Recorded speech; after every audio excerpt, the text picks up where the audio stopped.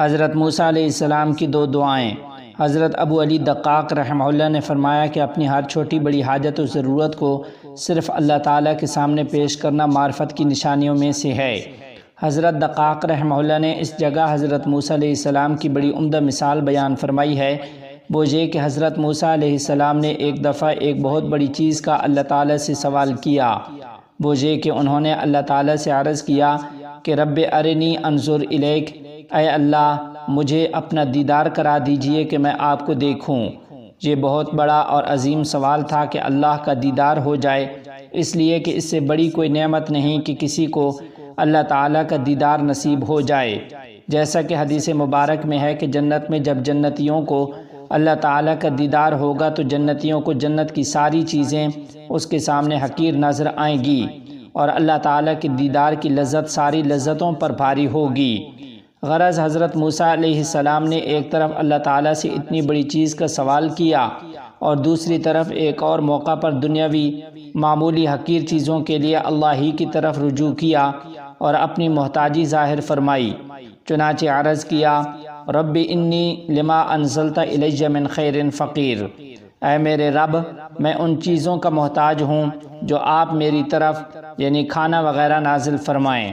معلوم ہوا کہ ہر چھوٹی یا بڑی حاجت اللہ تعالیٰ سے مانگنا چاہیے اور ہر حال میں اللہ تعالیٰ ہی کی طرف رجوع کرنا چاہیے، اس لیے کہ در تو صرف اسی کا ہے، اس کے در کے سوا کسی کا کوئی در نہیں جہاں ہماری حاجات پوری ہوتی ہوں، اسی کا ہم کو مکلف بنایا گیا ہے۔ حضرت سیدنا موسیٰ علیہ السلام کا ایک اور واقعہ مولانا رومی رحمۃ اللہ علیہ نے لکھا ہے کہ آپ پر اللہ کی وحی آئی کہ اے موسیٰ ہم نے تم کو اپنا مقرب بنا لیا ہے اور تم کو اپنے لیے چن لیا ہے۔ حضرت موسیٰ علیہ السلام نے عرض کیا کہ اے پروردگار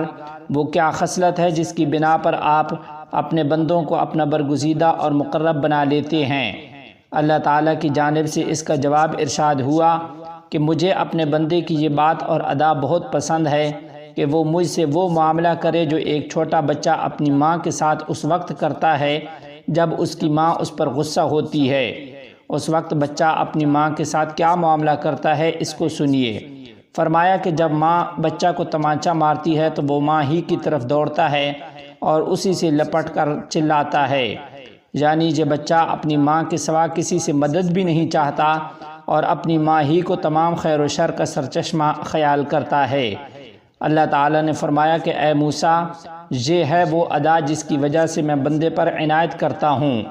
اس سے معلوم ہوا کہ اللہ تعالیٰ کو بندے کی یہ ادا پسند ہے کہ وہ صرف اسی کو پکارے اور ہر وقت اسی سے لو لگائے۔